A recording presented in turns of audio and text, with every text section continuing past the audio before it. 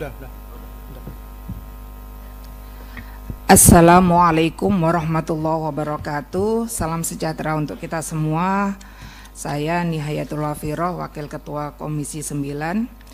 Yang saya hormati Wakil Ketua DPR RI Bapak Profesor Susmi Dasko, yang saya hormati Wakil Ketua DPR RI Bapak Saan Mustafa, yang saya hormati Wakil Ketua DPR RI Ibu Sari Yuliati, yang saya hormati Bapak Menteri Kesehatan, mitra kami.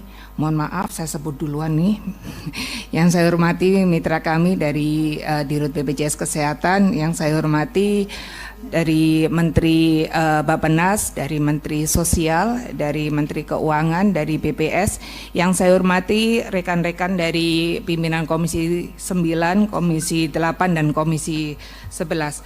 Terima kasih atas beberapa penjelasannya yang luar biasa. Memang akhir-akhir ini kami terutama di Komisi 9 sudah dibombardir Pak Wakil untuk menerima banyak sekali pertanyaan dan juga protes dari masyarakat terkait PBI. Ada beberapa hal yang ingin kami sampaikan. Pertama, ini perlu dilakukan sosialisasi yang jelas terkait pemutusan keanggotaan di PBI ini.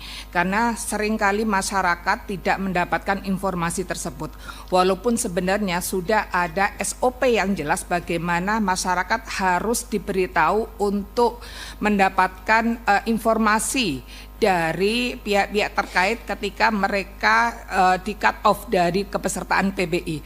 Sehingga seringkali masyarakat sudah masuk rumah sakit, harus cuci darah, harus melahirkan atau harus berobat yang lainnya, tapi ternyata ketika melakukan pembayaran ternyata sudah tidak menjadi anggota PBI. Itu yang pertama. Jadi sosialisasi itu penting sekali untuk dilakukan. Yang kedua adalah soal PBI dari anggaran APBD. Jadi Bapak Ibu yang saya hormati, sekarang dengan anggaran APBD yang tentu kita tahu semuanya banyak berkurang, sehingga ini menjadikan pemerintah daerah sangat mengurangi juga anggaran untuk memberikan PBI untuk APBD ini. Sehingga ketika daerah tidak mampu untuk memberikan anggaran PBI dari anggaran APBD, tentunya banyak sekali masyarakat yang dipotong juga untuk penerima PBI.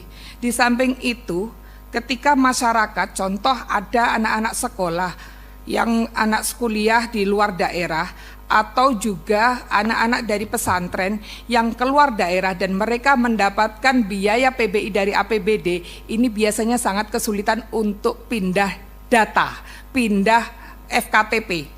Berbeda kalau mendapatkan biaya PBI-nya dari APBN, begitu. Yang selanjutnya terkait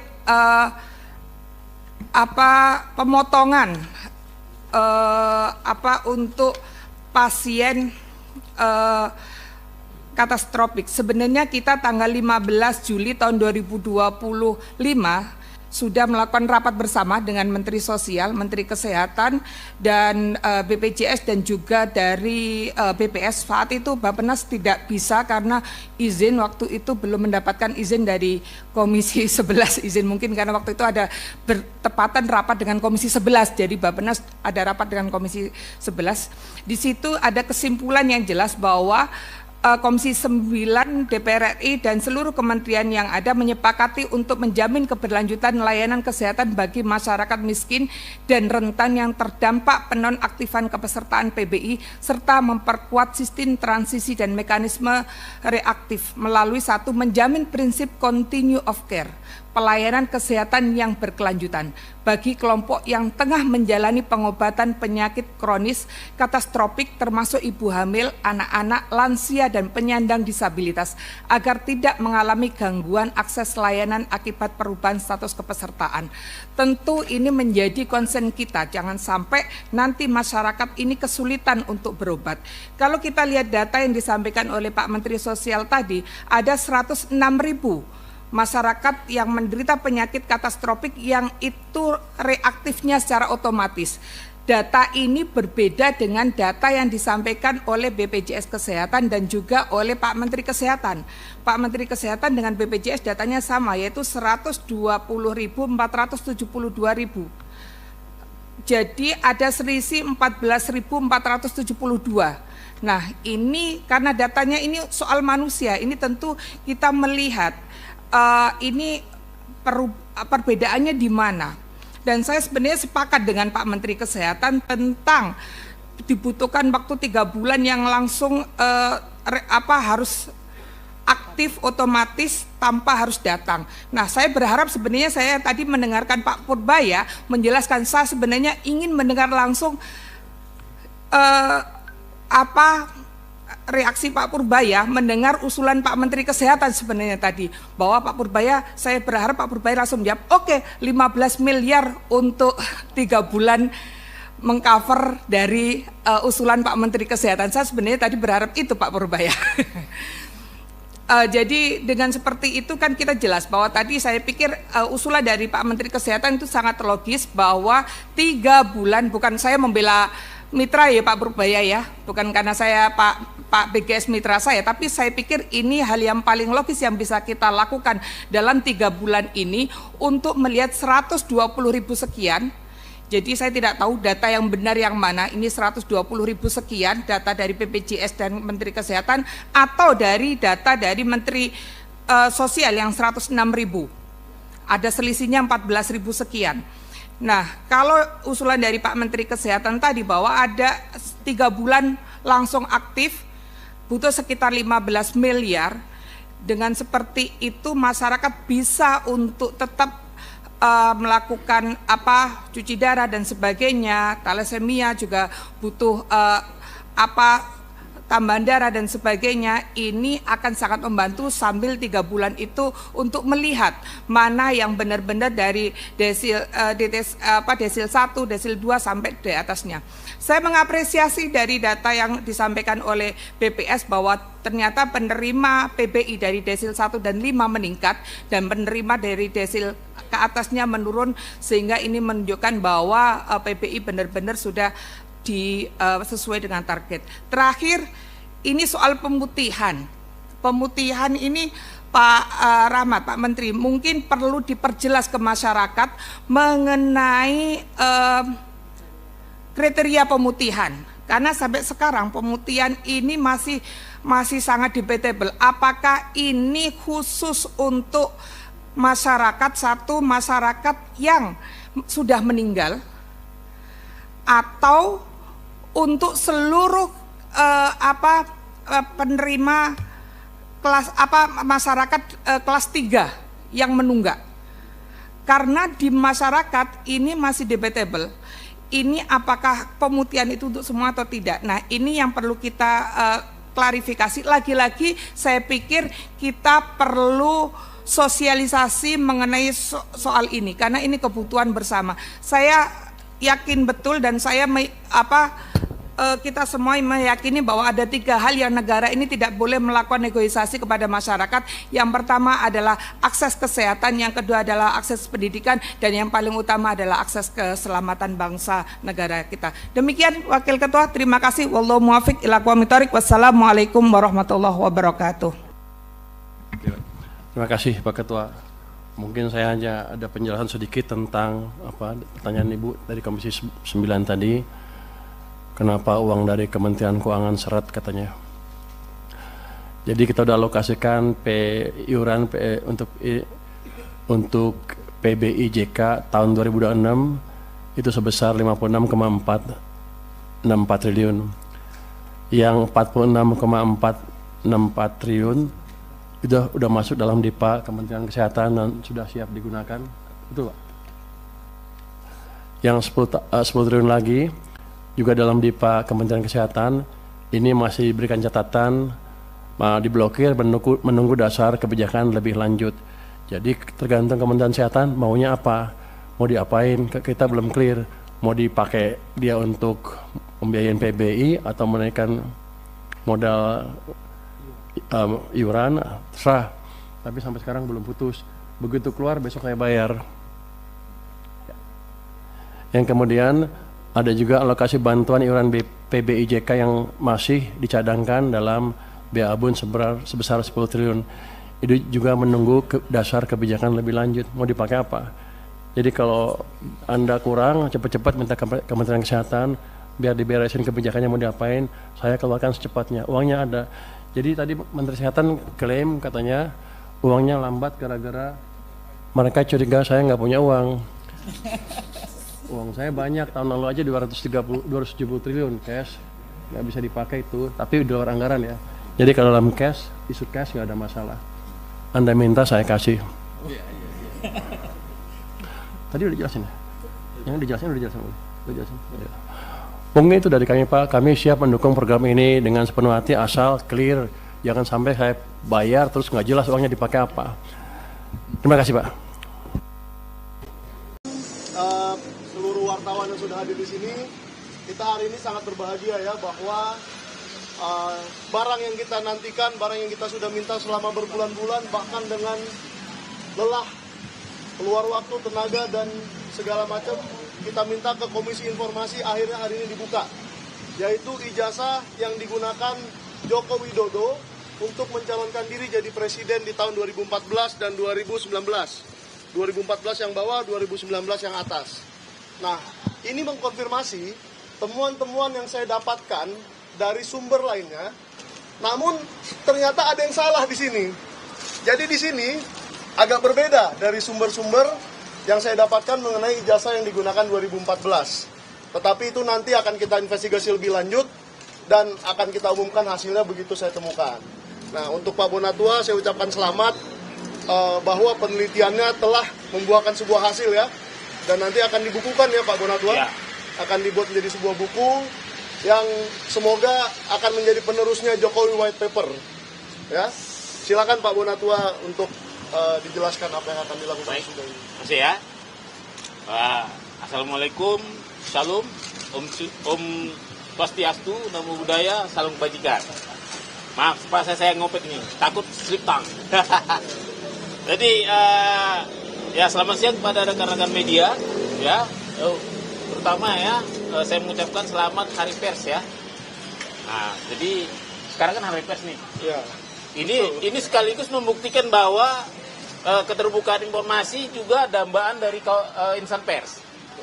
Bagaimana perjuangan ini adalah buktinya bahwa perslah yang menjadi corong kita ke publik menyampaikan ini. Ya. Jadi terima kasih sudah hadir ya. Saya juga mengucapkan terima kasih buat pemerhati demokrasi, juga keterbukaan informasi, dan terutama untuk masyarakat Indonesia yang selama ini mungkin mohon maaf kata ya kalau saya salah. Yang menurut saya sekarang ada tiga masyarakat Indonesia terbelah tiga ya. Pertama, orang yang percaya bahwa ijazah beliau ada dan asli, dan orang yang ragu-ragu, serta yang ketiga adalah orang yang tidak percaya. Nah, selama ini kita dijebak pada situasi sudah ranah keyakinan, bukan ranah ilmiah. Nah, dengan adanya ini ya, pada inti kita mencoba menawarkan suatu pendekatan baru, yaitu pendekatan fakta empiris. Karena saya peneliti, inilah hasil fakta empiris itu. Jadi saya harap masyarakat yang terbelah, yang tadi tiga itu, kembali ke jadi masyarakat ilmiah yang mari melihat ini semua sebagai alat sah untuk diteliti. Ya, ini tentunya sama-sama kita tahu bahwa proses ini kita mulai sejak 3 Agustus yang lalu dengan proses yang panjang dari awal permintaan informasi, lalu KPU mengeluarkan keputusan 731 untuk mengatakan bahwa informasi saya ditolak karena melanggar keputusan KPU 731. Setelah itu publik marah. Setelah publik marah, DPR juga ikut marah, Komisi 2 ikut memanggil mereka. Lalu setelah itu saya juga mengirimkan keberatan, dan keberatan saya itu dijawab dengan dicabutnya keputusan 731 dan disertai dengan diserahkan juga yang 2 ini, tapi ya dengan 9 item yang disembunyikan. Ya. Nah, lantas saya tidak puas, 9 item itu harus dibuka karena ini dalam rangka demokrasi, yaitu jendela keterbukaan informasi. Akhirnya saya sidang sengketakan di Komisi Informasi Publik dan sampai 6 kali sidang ya sejak November ya. Akhirnya keputusan KIP mengatakan bahwa saya menang. Permintaan saya membuka 9 item diterima. Setelah itu KPU dikasih kesempatan untuk banding ke petun. Dan itu yang ternyata KPU cukup bijak, tidak mau menggunakan uang rakyat untuk melawan rakyat. Ya, dengan kata lain, terima kasih KPU ya. Artinya memang ini buktinya bahwa tak sempat saya simpan ini, selalu langsung saya kasih ke publik. Nah, dengan begitu ya, mengapa intinya cara kita ini adalah menerima salinan resmi fotokopi ijazah ya, ini saya fotokopi ijazah terlegalisir berwarna tanpa sensor. Menyambung kata Bang Mike tadi, inilah data ijazah pertama dari pintu depan KPU. Meskipun saya tahu, saya teliti banyak ijazah yang dari pintu belakang yang beredar ya. Nah, ini nanti akan kita teliti, tujuannya peneliti, mohon kita dibantu ya Pak Publik. Isu ijazah ini kan sudah memecah kita jadi 3 kubu tadi. Nanti mari kita di medsos, di mana-mana kasih data yang benar. Ya. Yang pasti jangan sampai kita menjadi fitnah. Ya, jangan sampai kita terjebak perbuatan tidak menyenangkan, melanggar undang-undang. Kita ini bisa jadi peneliti dengan apa? Dengan data yang benar. Inilah data yang benar. Ini resmi dari KPU lembaga negara. Meskipun kalian harus ingat bahwa ini memang benar data sekunder, tapi ini belum teruji secara klarifikasi maupun autentikasi. Artinya ini masih asumsi. Jadi mari kita meneliti dengan bijak. Artinya kalaupun nanti ini kita temukan benar atau salah, kita masih butuh yang namanya yang fisiknya, sumber fisik dari fotokopi ini. Ya. Jadi dari sini ya saya catat kita ini ini ada kelebihan dan kekurangannya dari fisik asli fotokopinya. Yang pasti yang kita minta ini kan fotokopi terlegalisir 5 tahun, 5 periode, 2005, 2010, 2012, 2014, 2019. Yang ini baru 2. Nah, yang mengikuti sepanjang zaman itu adalah legalisir ini. Ini selalu identik membawa jejak-jejak administrasi. Ya, bagaimana ini keluar ini nggak sembarangan. Ini pasti ada sebuah proses administrasi di baliknya. Itu bisa kita mintakan juga ke UGM. Dimulai dari siapa yang meminta, siapa yang melegesnya, siapa yang pihak KPU yang memverifikasi administrasi. Ya, itu bisa bisa jadi verifikasi validasi dokumen 5 dokumen tadi. Berikutnya kesamaannya ini dengan yang sumber fotokopinya, saya bilang sumber fotokopi ya, saya belum berani bilang itu asli ya. Sumber fotokopinya, katakanlah asumsinya itu asli ya, adalah semogalah informasi ini ya. Jadi bayangkan bahwa dulu ada alih media, informasi ini alih media dari yang aslinya, katakan aslinya, analognya, ke fotokopi. Artinya 100% informasi ini sudah pindah. Misalnya nama, logo, foto, tanggal lahir ya kan, tanda tangan, ini sudah 100% pindah alih media dan 100% bisa dipertanggungjawabkan jika ada yang ingin menelitinya. Misalnya tanda tangan itu bisa teliti mungkin nanti netizen ada yang Ahli tanda tangan. Yang punya kebetulan dulu meleges pas di tanggal ini. Kan bisa dicek, ini tanda tangannya gimana? Seperti Bang Mike tadi juga, ini kan agak beda posisinya, kok geser ya kan? Nah ini juga agak geser ini dengan data-data yang pernah ada. Nah itu juga nanti akan bisa kita teliti, ya. Dan juga misalnya ada foto, ya, foto juga kita bisa teliti. Tapi khusus untuk foto dan materai, ini hati-hati. Karena apa? Foto dan ini tidak mengandung warna ya, walaupun katanya ini foto hitam putih, tapi mungkin kalau foto aslinya agak beda juga, nggak harus hitam putih sekali, tapi materai juga itu kan berwarna. Meskipun bisa kita lakukan analisis tapi terbatas. ya tetap terbatas misalnya bentuknya, ya. Dan seperti misalnya juga yang kita tidak bisa, kekurangan kita adalah kita tidak bisa uji dokumen fisik, uji forensik, ya. Kita tidak bisa uji usia kertas, kita tidak bisa uji usia tinta, ya. Kita tidak tahu ukuran aslinya, ini kan 4 ya. Tapi kita tidak tahu ukuran aslinya bagaimana. Itu perlu diingat. Jangan pernah kita meneliti ke wilayah itu memakai sampel ini. Supaya jangan terjadi fitnah. Saya juga tidak suka kalau nanti beliau jadi dipitnah. Memang benar kita publik, tapi tentu kita juga harus punya batas, ya. Mana yang namanya meneliti dokumen publik, mana namanya melewati batas privasi. Nah, untuk itu, ya, sebagai orang yang punya tanggung jawab moral, ya, saya memutuskan membagikan ini di media sosial saya, ya, bisa dicek di media sosial saya. Artinya kalau kalian mau meneliti, jangan pakai teliti yang dibikin orang lain. Takut saya nanti karena ada kebencian, tiba-tiba foto dirubah jadi apa gitu kan. Tanda tangan dirubah jadi apa sehingga kawan-kawan terjebak pada fitnah. Karena meneliti sampel yang tidak sekunder. Ini kan sekunder ya. Seperti itu. Jadi nanti silakan, nanti mungkin nanti malam saya akan upload ini.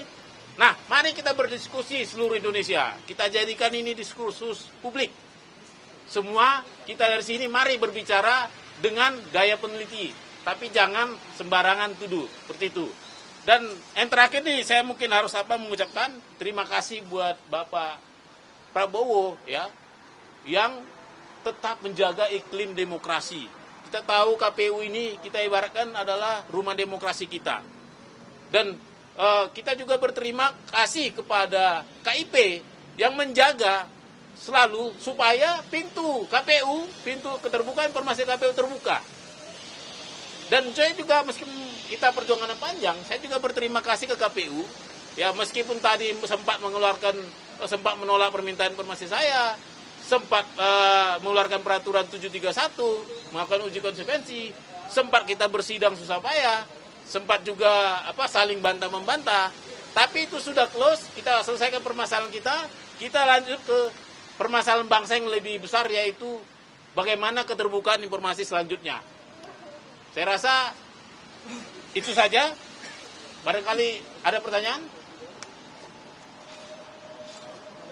Tetap dikasih ke Andri.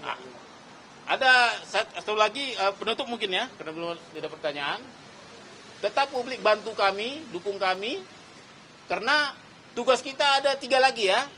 Saya lagi meminta ke KPU DKI, KPU Kota Solo untuk tahun 2005-2010. Mereka sudah respon, nanti kita akan berbagi lagi. Artinya ini akan lengkap kita buat jadi data publik. Karena ini memang saya juga di sini saya buat ini untuk penelitian. Mari kita meneliti ya secara bersama-sama. Kenapa? Publik punya hak untuk meneliti informasi publik. Ini bukan barang yang kita takutin untuk diteliti. Kenapa? Hak publik sudah dinikmati pejabat publik. Sudah sepatutnya kita publik juga mengganggu haknya. Seperti itu. Saya rasa itu aja. Ada mau tambahin Bang Mai? Ya, saya tambahin sedikit ya Pak Bona, supaya kita tidak lupa bahwa ijazah-ijazah ini sudah seharusnya diberikan kepada Arsip Nasional Republik Indonesia untuk diautentikasi. Supaya publik percaya bahwa ini asli. Dibawalah oleh Pak Jokowi ijazah aslinya, dan KPU membawa ijazah 2 ini, dan dibawa ke Arsip Nasional supaya diautentikasi menjadi asli. Karena identik itu menurut saya tidak ada gunanya. Nah, yang kedua, tolong KPU Solo dan KPU DKI Jakarta, sudahlah, kita sudahi saja sidang itu. KPU RI saja sudah memberikan, ada apa lagi yang bermasalah di sini? Berarti ini adalah data publik dan harus diberikan. Yang ketiga, jangan salah, ada 1 orang lagi yang masih dipermasalahkan ijazahnya atau surat keterangannya. Kalau ini diberikan, maka Gibran Rakabuming Raka juga harus memberikan hal yang sama. Saya di sini netral, bukan menyerang siapa-siapa, tetapi kalau satu bisa diberikan, semua harus diberikan. Bahkan kelulusan akmilnya Pak Prabowo pun boleh diberikan. Jadi jangan ada yang dibilang tabu atau wajangan karena dia masih menjabat, tidak. Menurut saya akan lebih gentle, lebih keren, lebih anak muda, lebih Gen Z kalau Pak Gibran juga memberikan hal yang sama kepada kita. Sudah, itu aja dari saya. Ya, makasih. Ya, Makasih ya. begini. Baik, terima kasih. Assalamualaikum warahmatullahi wabarakatuh. Salam sejahtera untuk kita semua. Om Swastiastu, Namo Buddhaya, salam kebajikan, rahayu.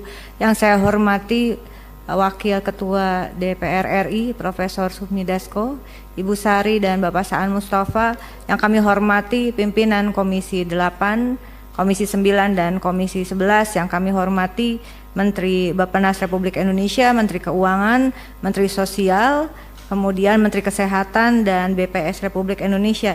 Terima kasih untuk kesempatannya. Saya tidak ada di komisi terkait, tapi saya diundang. Terima kasih karena sekarang di Komisi 13 tentu soal sistem jaminan sosial nasional adalah soal HAM warga negara yang dimandatkan juga dalam peraturan di nasional kita maupun dalam peraturan internasional.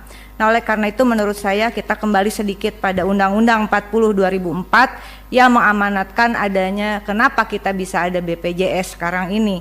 Undang-undang tentang SJSN ada prinsipnya 7, Undang-Undang kegotong royongan, kemudian prinsip nirlaba, keterbukaan, kehati-hatian, akuntabilitas, portabilitas, dan kepesertaan wajib. Lalu kemudian lahirlah Undang-Undang BPJS 25 Oktober 2011. Saya dengan Ibu Putisari berjuang waktu itu di Komisi 9. Kami sama-sama dalam keadaan hamil. Disahkan di paripurna DPR pada tanggal 25 Oktober 2011 dengan Undang-Undang nomor 24 tahun 2011. Undang-undang ini lahir tidak dengan mudah, Bapak Ibu yang kami hormati. Undang-undang ini bertahun-tahun kami perjuangkan.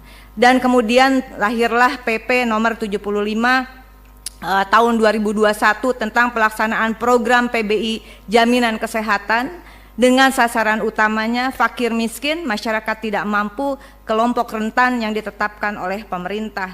Dan saya teringat bahwa apa yang disampaikan oleh Presiden Prabowo pada saat pelantikan di paripurna DPR, bahwa tidak menginginkan lagi adanya kebijakan yang tidak berbasis pada data faktual atau berbasis hanya pada data statistik yang terindikasi tidak sesuai dengan kebutuhan real dan kondisi real rakyat Indonesia. Bapak Ibu yang kami hormati, tadi dikatakan peserta PBI yang ditanggung oleh APBN 96,5 juta sekian begitu, dan kemudian tadi disampaikan oleh Pak Dolfi, pimpinan dari Komisi 11, sebetulnya ada 146 juta yang telah diputuskan penerima PBI dengan anggaran 58,9 triliun. Pertanyaan pertama saya adalah kenapa masih harus ada, tadi dari fraksi PKB mengatakan kenapa harus ada yang masih dibebankan pada APBD? Pada APBD dengan total kepesertaan data tadi disampaikan per bulan Februari ada 47.392.788 orang masih dibebankan kepada APBD. Padahal di dalam APBN sudah diamanatkan 146 juta dan yang telah dialokasikan 96,515 juta. Artinya keseluruhan peserta PBI saat ini adalah 143.908.093 peserta. Dikalikan jumlah penduduk Februari saat ini, kalau di googling, ini juga datanya belum pasti, tapi anggaplah benar 287,041161 jiwa. Artinya dengan prinsip yang tadi sasaran utama penerima bantuan iuran, dari 143,98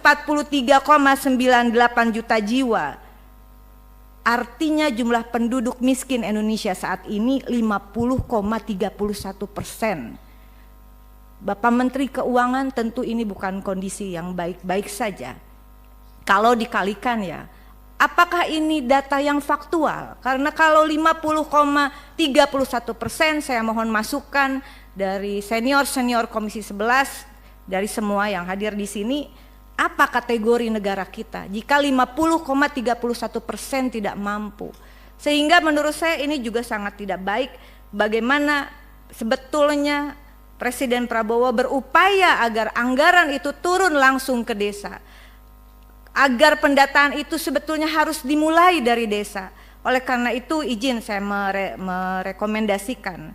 Pertama, saya sepakat reaktivasi peserta yang dinonaktifkan tadi segera, karena ini mohon izin pimpinan, mereka sangat, ini persoalan nyawa. Ada 120.472 orang kali 42.000 kali 3 bulan hanya 15,179 miliar, bukan uang kita. APBN bukan uang saya, bukan uang kita, uang rakyat. Saya kira cukup ini. Saya yakin Pak Purbaya juga akan mengatakan tadi cukup karena sudah dialokasikan, sebetulnya tinggal diturunkan. Yang kedua adalah benahi ekosistem data yang terintegrasi mulai dari desa dan kelurahan. Saya yakin bahwa anggaran tepat sasaran, jika data tepat sasaran, basis anggaran adalah data dasar negara, begitu. Karena itu saya dalam hal ini mengapresiasi khususnya kepada Bapak Prof. Dasko yang menginisiasi adanya prolegnas prioritas 2026 tentang RUU 1 Data Indonesia yang diinisiasi oleh DPR RI, khususnya Balik Republik Indonesia. Demikian pimpinan, sekali lagi mohon dukungannya kita untuk membenahi data negara, karena kita percaya bahwa di balik angka dalam data negara ada nasib dan nyawa jutaan rakyat yang dipertaruhkan. Ini bukan soal deretan angka. Kita bekerja di sini, saya yakin pimpinan, bukan sekedar untuk menghitung secara teknis deretan angka, dataset dan sebagainya. Keberhasilan kita bukan apa yang ditayangkan dalam PowerPoint, tapi keberhasilan kita ketika kita sejalan dengan Presiden Prabowo bahwa anggaran itu harus berbasis pada data agar pembangunan programnya semua terukur, terarah dan tepat sasaran, termasuk bagi peserta penerima bantuan iuran. Terima kasih. Wallahul muwaffiq ila aqwamit thoriq. Wassalamualaikum warahmatullahi wabarakatuh. Waalaikumsalam. Menteri Sosial dulu, baru Menteri Keuangan. Terima kasih warahmatullahi wabarakatuh. Baik, terima kasih. Lanjut dengan Menteri Keuangan, kemudian Bappenas, baru saya akan kasih kesempatan kepada rekan-rekan dari Komisi 11, 8, dan 9. Terima kasih Pak Ketua. Assalamualaikum warahmatullahi wabarakatuh. Yang kami hormati pimpinan DPR, Ketua Komisi 8, 9, dan 11 DPR RI, para anggota Komisi 8, 9, dan 11 DPR RI. Terima kasih untuk telah mengundang saya pada rapat pada siang hari ini. Saya nggak tahu bisa ngomong banyak nggak tentang BPJS, tapi saya akan coba isi sedikit lah dan memberi masukan sedikit juga. Bapak Ibu pimpinan anggota Komisi 8, 9, dan 11 yang saya hormati, sebagaimana kita ketahui bersama bahwa APBN 2026 next didesain tetap ekspansif dan sustainable untuk mendukung 8 agenda prioritas yang diantaranya untuk mewujudkan kesehatan yang berkualitas, termasuk untuk mendorong efektivitas program Jaminan Kesehatan Nasional atau JKN, sehingga akan meningkatkan akses, kualitas layanan, serta mampu memproteksi keuangan masyarakat dalam memenuhi biaya kesehatan. Kalau kita lihat tuh, total biayanya mencapai 247,3 triliun rupiah. Jadi pemerintah betul-betul serius memperbaiki kesehatan masyarakat. Ini mungkin angka yang kadang-kadang orang nggak tahu. Kalau saya di keuangan juga bingung, pusing terus, ini besar terus, makin besar, tapi nggak apa-apa. Ini memang kewajiban pemerintah untuk menjaga kesehatan masyarakat. Next, berbagai program pemerintah memberikan manfaat yang diterima langsung oleh seluruh lapisan masyarakat. Sekitar 897,6 triliun rupiah dari total belanja pada APBN 2026 diperkirakan akan diterima oleh masyarakat dalam bentuk MBG, subsidi, dan kompensasi energi, KUR, serta berbagai program bansos termasuk PBI JKN bagi 96,8 juta orang. Jadi terlihat sekali keberpihakan pemerintah terhadap masyarakat ya. Sebanyak 59% dari total alokasi tersebut akan dimanfaatkan oleh masyarakat yang seharusnya menjadi PBI JKN desil 1-5. Namun, masih ada sekitar 41% masyarakat PBI JKN yang berada pada desil 6-10 yang seharusnya tidak menjadi PBI JKN. Mungkin langsung ya. Slide 5 langsung. Pemerintah secara konsisten mewujudkan kesehatan yang berkualitas. Pada tahun 2026, pemerintah telah mengalokasikan anggaran kesehatan yang mencapai 247,3 triliun rupiah, seperti yang saya sebutkan tadi, meningkat 13,2% dibanding tahun sebelumnya. Mencakup di dalamnya untuk mendorong efektivitas program JKN melalui dukungan iuran bagi penerima bantuan iuran atau PBI untuk 96,8 juta peserta. Seperti yang tadi disebutkan juga oleh Menteri Kesehatan. Komitmen pemerintah terhadap JKN diwujudkan melalui dukungan pembiayaan JKN yang terdiri dari pembiayaan defisit. Sejak tahun 2014 sampai 2019, tren pembiayaan JKN mengalami peningkatan defisit. Penyebab utama karena gap iuran dengan manfaat.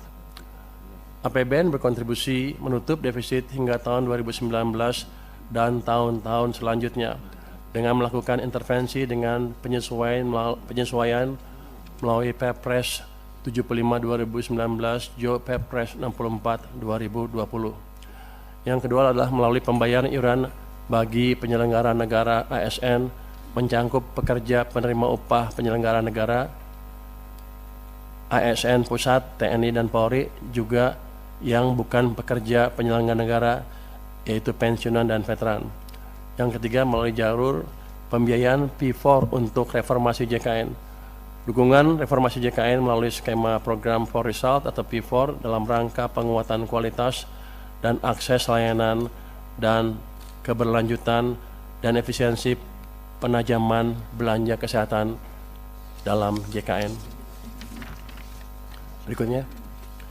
Pemerintah juga mendukung JKN dengan membayarkan iuran PBI JKN melalui DIPA Kemenkes. Komitmen pemerintah terlihat dari capaian PBI JK yang selalu di atas 99% sejak tahun 2023.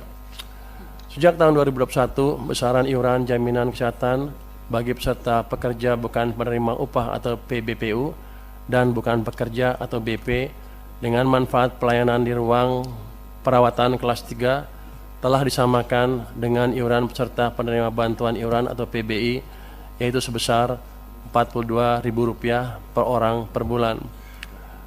Dari total iuran tersebut, Rp35.000 dibayarkan oleh peserta PBPU dan BP atau pihak lain atas nama peserta, sementara Rp7.000 dibayarkan oleh pemerintah sebagai bantuan iuran, dengan rincian Rp4.200 ditanggung oleh pemerintah pusat dan Rp2.800 ditanggung oleh pemerintah daerah. Saat ini pemerintah juga tengah dalam proses penyusunan rancangan peraturan presiden tentang penghapusan piutang iuran dan denda iuran jaminan kesehatan bagi peserta PBPU dan BP kelas 3. Kebijakan ini bertujuan untuk menghapus tunggakan iuran yang selama ini menjadi beban peserta, sekaligus mendorong peningkatan kepesertaan aktif dan keberlanjutan sistem jaminan kesehatan nasional.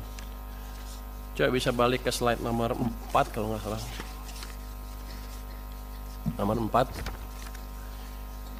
Ini saya di Kementerian Keuangan mencoba menganalisa kenapa sebelumnya nggak ada keributan, terus akhirnya ini tiba-tiba ada keributan. Kalau kita lihat tabel ini yang tadi juga dipakai oleh Menteri Sosial, itu jumlah penghapusan dan penggantian PBI JK yang dihapus tuh di bulan Februari tahun 2026 naiknya atau mencapai 11 juta orang, itu hampir 10% dari total kan, dari 98. Sebelumnya 7, 1, 1, 1, 1 di bawah 1 juta, dan 1 juta di bawah 1 juta. Jadi ini yang menimbulkan kejutan, kenapa tiba-tiba rame di bulan Februari tahun ini menurut dugaan kami ya. karena sedemikian besar orang yang terpengaruh dan mereka tidak tahu bahwa mereka sudah tidak masuk dalam daftar lagi, sehingga ya kerasa lah itu. Kalau 10% karena kan kerasa tuh, kalau 1% nggak ribut orang-orang. Begitu 10, hampir yang sakit tuh hampir semuanya kena tuh, dugaan saya ya. Jadi ini yang mesti dikendalikan ke depan. Kalau ada angkanya drastis seperti ini ya di smoothing sedikit lah, di average 3 bulan, 4 bulan, atau 5 bulan terserah, tapi jangan menimbulkan kejutan seperti itu. Bapak, Ibu pimpinan, dan seluruh anggota Komisi 8, 9, dan 11 yang saya banggakan, kita semua tentu ingin program JKN ini dapat berjalan efektif, sehingga benar-benar manfaatnya dirasakan seluruh masyarakat Indonesia tanpa keributan yang terlalu signifikan, karena uang yang saya keluarkan sama, nggak berubah. Kenapa keributannya beda? Berbagai langkah perbaikan tentunya harus terus dilakukan agar tepat sasaran. Apa? Iya keributan kan. Mau ribut aja lo. Kan saya hanya diundang ke sini, katanya ada protes di masyarakat ramai. Tadi Bapak Ketua juga bilang ada keributan di masyarakat sedikit. Jadi saya bilang keributan aja lah biar sama bahasanya ya Pak ya. Tapi kita ngerti masalahnya di mana. Jadi dengan sejalan dengan tersebut, upaya perbaikan ketetapan sasaran senantiasa harus mempertimbangkan hal-hal sebagai berikut. Tadi Pak Menkes sudah memberi permintaan berapa bulan, segala bulan. Saya perkuat sedikit deh. Pertama, perubahan data PBI JKN pada prinsipnya merupakan upaya untuk meningkatkan kualitas dan tata kelola program JKN agar lebih tepat sasaran, melindungi masyarakat miskin dan tidak mampu. Itu. Jadi pemutahirannya jangan bikin keributan. Yang kedua, penonaktifan peserta PBIJK dapat dipertimbangkan untuk tidak langsung berlaku, namun diberikan jangka waktu 2-3 bulan, tadi Pak Menkes 2 bulan, 2-3 bulan yang disertai dengan sosialisasi kepada masyarakat. Jadi begitu mereka masuk list, tidak masuk lagi ke daftar PBI, langsung trigger sosialisasi ke mereka bahwa mereka tidak masuk lagi ke list itu, sehingga mereka bisa melakukan tindakan yang diperlukan, entah membayar dengan tempat lain atau gimana. Tapi jangan sampai yang udah sakit tiba-tiba begitu mau cek darah, cuci darah lagi, tiba-tiba nggak eligible, nggak berhak. Kan itu kayaknya kita konyol. Ya, padahal uang yang saya keluarin sama, saya rugi di situ, uang keluar, image jelek jadinya. Pemerintah rugi dalam hal ini, Pak. Kemudian masukan dari kami adalah penentuan jumlah PBI dilakukan dengan hati-hati dan terukur, dengan mengedepankan ketepatan sasaran, kemudahan akses layanan, dan menjaga keberlanjutan program JKN. Tadi kan kalau ditanya ada nggak ruang untuk ngisi orang-orang tadi yang nggak masuk, kan ada. Kan masih 96 juta sekian kan, targetnya 98. Harusnya kalau prosedurnya clear, nggak ada masalah itu. Jadi masalahnya adalah masalah operasional, masalah manajemen, dan masalah sosialisasi yang harus bisa dibereskan secepatnya. Kalau itu membuat uang yang saya keluarkan untuk Anda lebih kecil, saya mendukung. Ribut dikit nggak apa-apa. Tapi ini kan sama, uang yang saya keluarkan sama, ribut lagi. Saya rugi banyak, Pak. Ke depan tolong dibetulin. Dengan demikian penjelasan kami tentang dukungan APBN 2026 untuk mendorong efektivitas program JKN dalam rangka mewujudkan SDM unggul, sehat, produktif, dan berdaya saing untuk menghadirkan Indonesia yang tangguh, mandiri, dan sejahtera. Terima kasih. Kami kembalikan kepada pimpinan. Wassalamualaikum warahmatullahi wabarakatuh.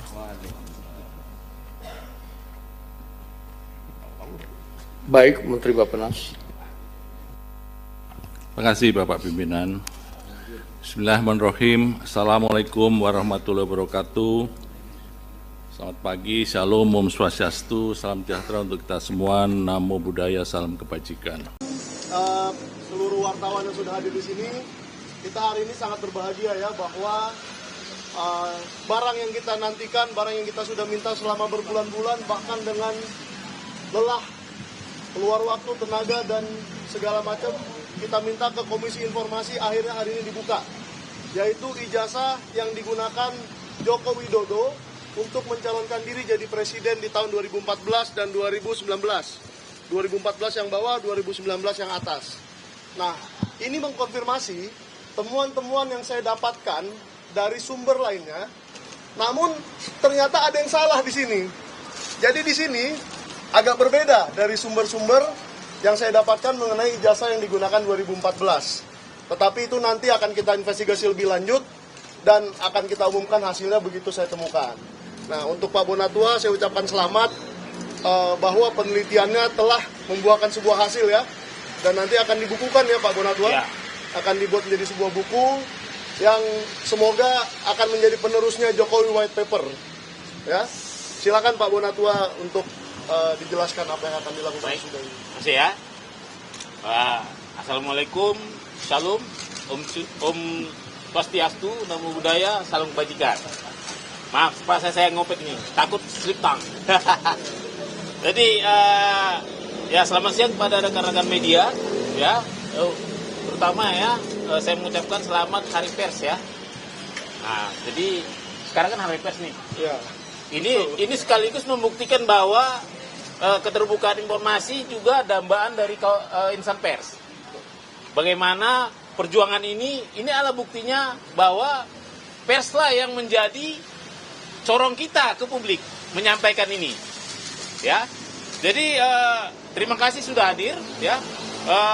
Saya juga mengucapkan terima kasih buat pemerhati demokrasi, juga keterbukaan informasi, dan terutama untuk masyarakat Indonesia yang selama ini mohon maaf kata ya kalau saya salah. Yang menurut saya sekarang ada masyarakat Indonesia terbelah tiga ya.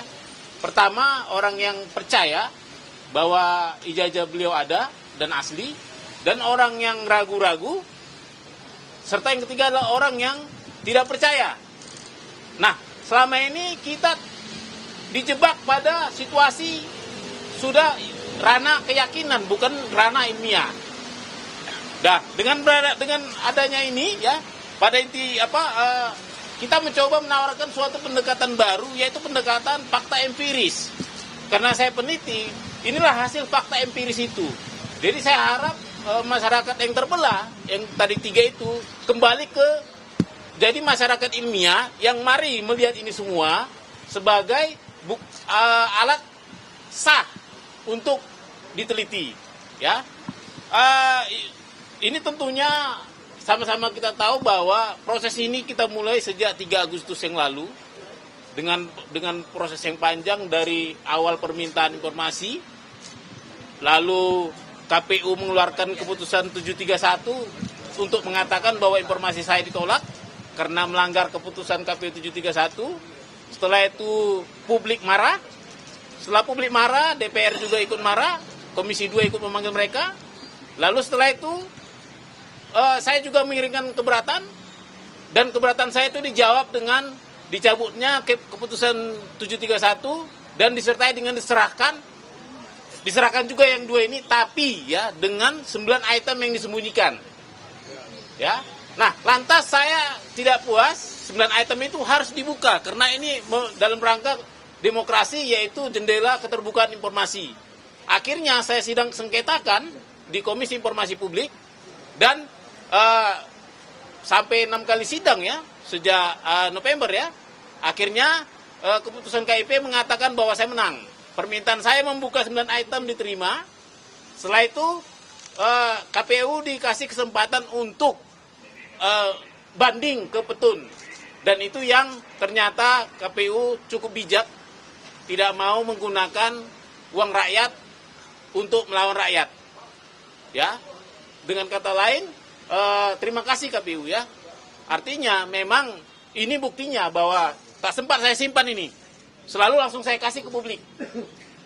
Nah, dengan begitu ya, mengapa inti acara kita ini adalah menerima salinan resmi fotokopi ijazah ya. Ini saya fotokopi ijazah terlegalisir berwarna tanpa sensor. Menyambung kata Bang Mike tadi, inilah data ijazah pertama dari pintu depan KPU. Meskipun saya tahu, saya teliti banyak ijazah yang dari pintu belakang yang beredar ya. Nah, ini nanti akan kita teliti, tujuannya peneliti, mohon kita dibantu ya Pak publik. Isu ijazah ini kan sudah memecah kita jadi 2-3 kubu tadi. nanti mari kita di medsos, di mana-mana kasih data yang benar. Ya. Yang pasti jangan sampai kita menjadi fitnah. Ya, jangan sampai kita terjebak perbuatan tidak menyenangkan, melanggar undang-undang. Kita ini bisa jadi peneliti dengan apa? Dengan data yang benar. Inilah data yang benar. Ini resmi dari KPU lembaga negara. Meskipun kalian harus ingat bahwa ini memang benar data sekunder, tapi ini belum teruji secara klarifikasi maupun autentikasi. Artinya ini masih asumsi. Jadi mari kita meneliti dengan bijak. Artinya kalaupun nanti ini kita temukan benar atau salah, kita masih butuh yang namanya yang fisiknya, sumber fisik dari fotokopi ini. Ya. Jadi dari sini ya saya catat kita ini bisa, ini ada kelebihan dan kekurangannya dari fisik asli fotokopinya. Yang pasti yang kita minta ini kan fotokopi terlegalisir 5 tahun, 5 periode, 2005, 2010, 2012, 2014, 2019. Yang ini baru 2. Nah, yang mengikuti sepanjang zaman itu adalah legalisir ini. Ini selalu identik membawa jejak-jejak administrasi. Ya, bagaimana ini keluar ini nggak sembarangan. Ini pasti ada sebuah proses administrasi di baliknya. Itu bisa kita mintakan juga ke UGM. Dimulai dari siapa yang meminta, siapa yang melegesnya, siapa yang pihak KPU yang memverifikasi administrasi. Ya, itu bisa bisa jadi verifikasi validasi dokumen 5 dokumen tadi.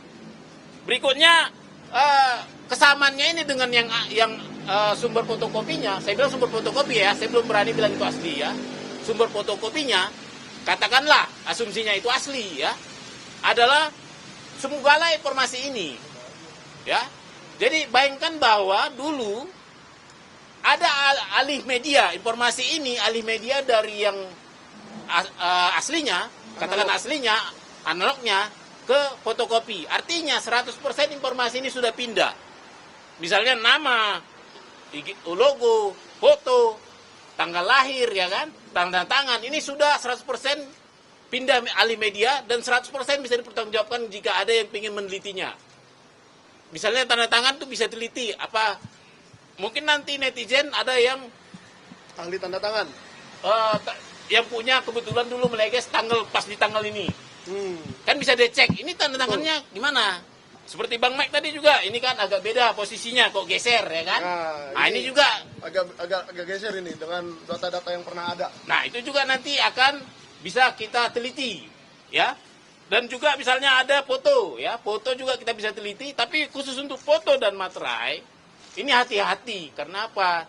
Foto dan ini tidak mengandung warna ya. Walaupun katanya ini foto hitam putih, tapi mungkin kalau foto aslinya agak beda juga, nggak harus hitam putih sekali. Tapi materai juga itu kan berwarna.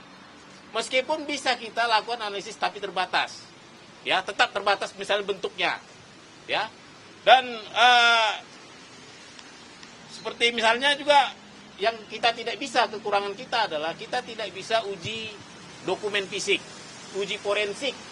Ya, kita tidak bisa uji usia kertas, kita tidak bisa uji usia tinta. Ya, kita tidak tahu ukuran aslinya, ini kan 4 ya. Tapi kita tidak tahu ukuran aslinya bagaimana. Itu perlu diingat. Jangan pernah kita meneliti ke wilayah itu memakai sampel ini. Supaya jangan terjadi fitnah. Saya juga tidak suka kalau nanti beliau jadi difitnah. Memang benar kita publik, tapi tentu kita juga harus punya batas ya. Mana yang namanya meneliti dokumen publik, mana namanya melewati batas privasi. Nah, untuk itu ya, sebagai orang yang punya tanggung jawab moral ya, saya memutuskan membagikan ini di media sosial saya. Ya, bisa dicek di media sosial saya. Artinya kalau kalian mau meneliti, jangan pakai teliti yang dibikin orang lain. Takut saya nanti karena ada kebencian, tiba-tiba foto dirubah jadi apa gitu kan. Tanda tangan dirubah jadi apa sehingga kawan-kawan terjebak pada fitnah. Karena meneliti sampel yang tidak sekunder. Ini kan sekunder ya. Seperti itu. Jadi nanti silakan, nanti mungkin nanti malam saya akan upload ini. Nah, mari kita berdiskusi seluruh Indonesia. Kita jadikan ini diskursus publik. Semua kita dari sini mari berbicara dengan gaya peneliti. Tapi jangan sembarangan tuduh, seperti itu. Dan yang terakhir nih, saya mungkin harus mengucapkan terima kasih buat Bapak Prabowo ya, yang tetap menjaga iklim demokrasi. Kita tahu KPU ini kita ibaratkan adalah rumah demokrasi kita. Dan kita juga berterima kasih kepada KIP yang menjaga selalu supaya pintu KPU, pintu keterbukaan informasi KPU terbuka. Dan saya juga meskipun kita perjuangan yang panjang, saya juga berterima kasih ke KPU. Ya meskipun tadi sempat menolak permintaan informasi saya, sempat mengeluarkan peraturan 731, melakukan uji konsekuensi, sempat kita bersidang susah payah, sempat juga saling bantah-membantah, tapi itu sudah close, kita selesaikan permasalahan kita lanjut ke permasalahan bangsa yang lebih besar, yaitu bagaimana keterbukaan informasi selanjutnya. Saya rasa itu saja. Barangkali ada pertanyaan? Tetap dikasih ke Andri. Ada satu lagi penutup mungkin ya, karena belum ada pertanyaan. Tetap publik bantu kami, dukung kami, karena tugas kita ada 3 lagi ya. Saya lagi meminta ke KPU DKI, KPU Kota Solo untuk tahun 2005-2010. Mereka sudah respon, nanti kita akan berbagi lagi. Artinya ini akan lengkap kita buat jadi data publik. Karena ini memang saya juga di sini saya buat ini untuk penelitian. Mari kita meneliti ya secara bersama-sama. Kenapa? Publik punya hak untuk meneliti informasi publik. Ini bukan barang yang kita takutin untuk diteliti. Kenapa? Hak publik sudah dinikmati pejabat publik. Sudah sepatutnya kita publik juga mengganggu haknya. Seperti itu. Saya rasa itu aja. Ada mau tambahin Bang Mai? Ya, saya tambahin sedikit ya Pak Bona, supaya kita tidak lupa bahwa ijazah-ijazah ini sudah seharusnya diberikan kepada Arsip Nasional Republik Indonesia untuk diautentikasi. Supaya publik percaya bahwa ini asli. Dibawalah oleh Pak Jokowi ijazah aslinya, dan KPU membawa ijazah 2 ini, dan dibawa ke Arsip Nasional supaya diautentikasi menjadi asli. Karena identik itu menurut saya tidak ada gunanya. Nah, yang kedua, tolong KPU Solo dan KPU DKI Jakarta, sudahlah, kita sudahi saja sidang itu. KPU RI saja sudah memberikan, ada apa lagi yang bermasalah di sini? Berarti ini adalah data publik dan harus diberikan. Yang ketiga, jangan salah, ada 1 orang lagi yang masih dipermasalahkan ijazahnya atau surat keterangannya. Kalau ini diberikan, maka Gibran Raka Buming Raka juga harus memberikan hal yang sama. Saya di sini netral, bukan menyerang siapa-siapa, tetapi kalau 1 bisa diberikan, semua harus diberikan. Bahkan kelulusan akmilnya Pak Prabowo pun boleh diberikan. Jadi jangan ada yang dibilang tabu atau wah jangan karena dia masih menjabat, tidak. Menurut saya akan lebih gentle, lebih keren, lebih anak muda, lebih Gen Z kalau Pak Gibran juga memberikan hal yang sama kepada kita. Sudah, itu aja dari saya. Ya, makasih. Ya, makasih ya. Begini,